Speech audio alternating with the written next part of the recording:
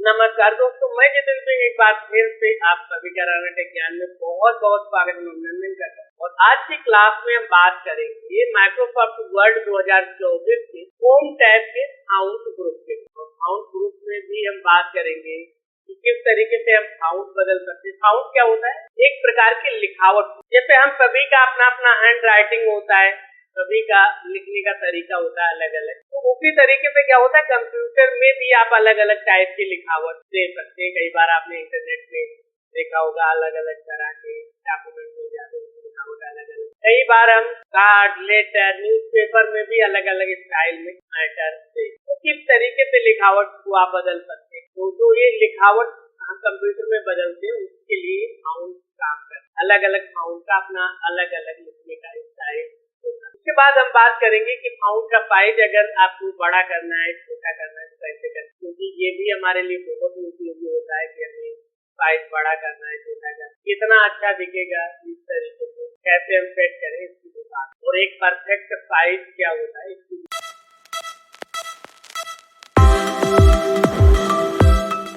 तो इन सारी चीजों को हम सीखने के लिए आ जाते हैं कंप्यूटर स्क्रीन पर। यहाँ पे हमने माइक्रोसॉफ्ट वर्ड 2024 ओपन कर रखा है। तो सबसे पहले हमें प्रैक्टिस करने के लिए कुछ मैटर चाहिए होगा। तो हम यहाँ पे रैंड फंक्शन, रैंड फार्मूले की मदद से हम मैटर ले आए, जिसके बारे में हमने ऑलरेडी आपको बता रखा है कि किस तरीके से आप रैंड फार्मूले का उपयोग करेंगे, कैसे आप अपना डमी टेक्स्ट ला सकते हैं प्रैक्टिस कर। अब क्या है, यहाँ पे जो लिखावट है वो यहाँ पे जैसे इस पे क्लिक करते हैं आप तो यहाँ पे आपको मिल जाता है। और आज की क्लास में जो हम बात करने वाले हैं वो इन्हीं ऑप्शंस की बात करेंगे। एक तो फाउंट की बात करेंगे, एक तो उसके साइज की बात। और यहाँ पे भी आपको मिल जाता है इंक्रीज फाउंट साइज और डिक्रीज। यहाँ पे देख रहे हैं ऊपर की तरफ एरो जा रहा है, इसका मतलब क्या है, यहाँ पे आप फाउंट का साइज बढ़ा सकते हैं। यहाँ पे देख सकते हैं फाउंट एरो नीचे की तरफ आ रहा है, यानी यहाँ पे क्लिक करते हैं आपको।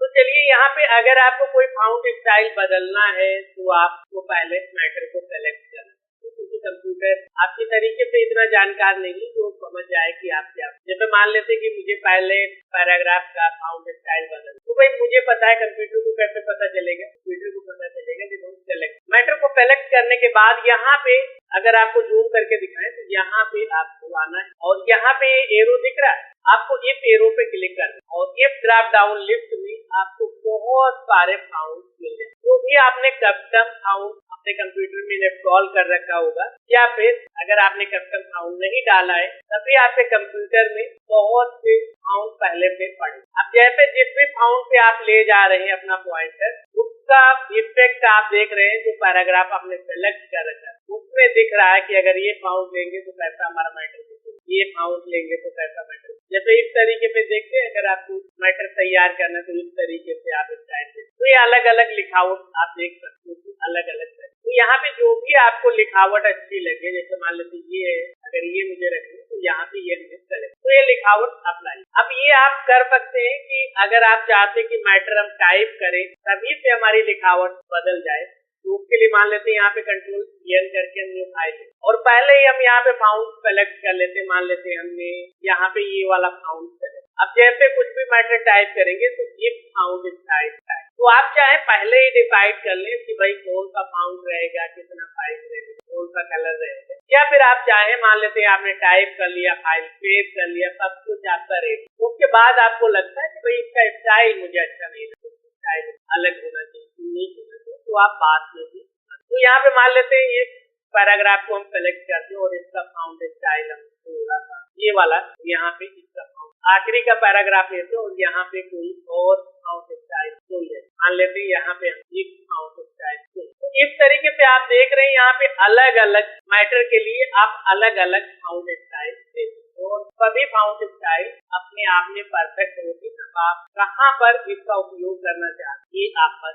कई बार क्या होता है कि हमें बिल्कुल प्लेन फाउंट की जरूरत होती है। मान लेते हैं अगर आपको प्रोफेशनल लेटर तैयार तब आपको बहुत ज्यादा यहाँ पे स्टाइलिश फाउंट का उपयोग नहीं, आपको नॉर्मल। लेकिन अगर आप कोई डिजाइन बना रहे तो वहाँ पे फाउंट का स्टाइल बहुत ज्यादा डिसाइड कर सकते हैं कि आपको नॉर्मल रखना है या बदलने के लिए आपको यहाँ पे आ जाना। और एक तरीका और है, जैसे मान लेते हैं फाउंट सेलेक्ट किया उसके बाद यहाँ पे क्लिक कर देंगे, फिर आपके कीबोर्ड में जो डाउन एरो अप एरो है उस पे आप ले जाकर यहाँ पे अलग अलग अब बात करें पाइज की, अभी देख पा रहे हैं यहाँ पे इतना पाइज है, मान लेते हैं यहाँ पे हम इसे एंटर करके तोड़ देते लाइन को, ये लाइन हमने सेलेक्ट। अब यहाँ पे अभी 12 पाइज है, कैसे पता चल रहा है, यहाँ पे जैसे सेलेक्ट करते हैं तो 12 लिखा हुआ। अब यहाँ पे आपको सबसे छोटा जो पाइज होता है वो 8, यहाँ पे अगर माइक्रोसॉफ्ट वर्ड 2024 की बात करें सबसे छोटा पाइज यहाँ पे 8 दिया गया है, और यहाँ पे सबसे बड़ा पाइज अगर बात करें सबसे बड़े पाइज, तो यहाँ पे सबसे बड़ा पाइज जो है वो 72। लेकिन अगर आपको यहाँ पे 8 से छोटा चाहिए और 72 से बड़ा चाहिए तो आप कैसे कर सकते हो, तो ये तो बहुत फर्क। मान लेते हैं कि मुझे 6 चाहिए, तो यहाँ पे 6 नहीं आ रहा है ड्रॉप डाउन, तो आपको ये सेलेक्ट करके डिलीट कर देना बैक स्पेस, उसके बाद 6 टाइप करना और एंटर करना, तो इसका फाउंड साइज 6 हो। इसी तरीके से मान लेते हैं अधिकतम यहाँ पे 72 आ रहा है, लेकिन मेरे बॉस ने कहा भाई इसका फाउंड साइज 100 होगा, तो आप 100 कर सकते। कैसे करेंगे, सेम प्रोफेसर मैटर हमारा सेलेक्ट है और उसके बाद ये जो नंबर है इन्हें सेलेक्ट करेंगे, बैक स्पेस पे डिलीट कर, दोबारा पे हम 100 टाइप करेंगे, एंटर कर देंगे, तो उसका फाउंड साइज 100।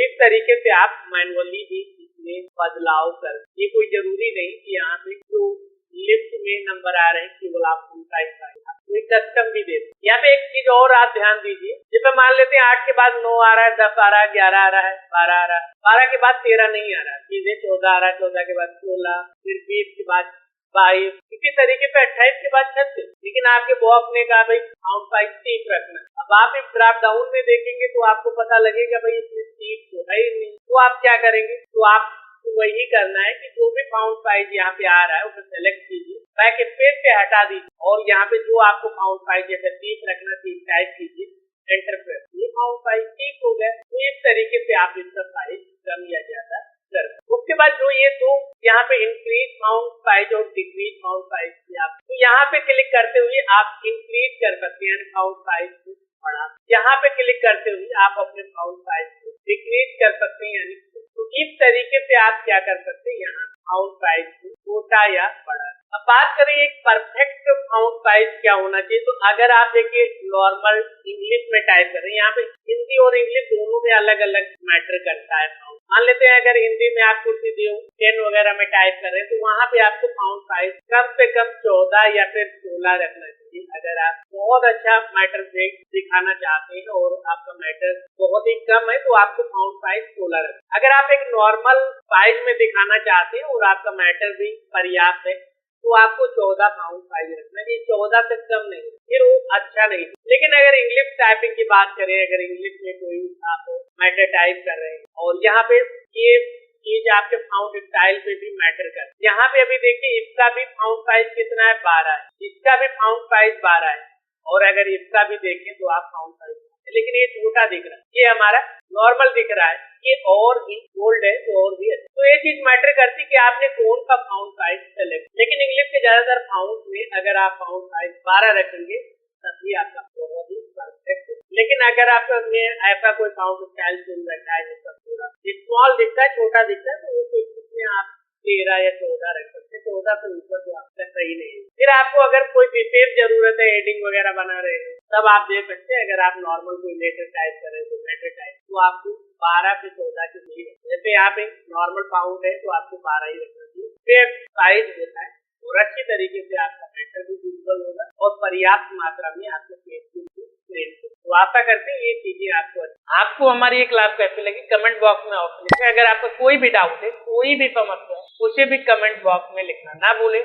आगे आप किस टॉपिक पे वीडियो देखना चाहते हैं वो भी आप कमेंट बॉक्स में लिख सकते हैं। और अगर आपने अभी तक हमारे YouTube चैनल को सब्सक्राइब नहीं किया है तो सब्सक्राइब अवश्य कर लें, ताकि आने वाले सभी वीडियोस की जानकारी आपको सबसे पहले भेजी जाए। वीडियो को लाइक कर अपने दोस्तों के साथ शेयर करना ना भूलें। अगर आप और भी उपयोगी क्लासें देखना चाहते हैं तो इन प्लेलिस्ट को चेक करना ना। तो हम मिलते हैं आपसे अगली क्लास में, तब तक याद रखें, ज्यादा लर्निंग ज्यादा अर्निंग, इसलिए सीखते रहें और मुस्कुराएं। नमस्कार।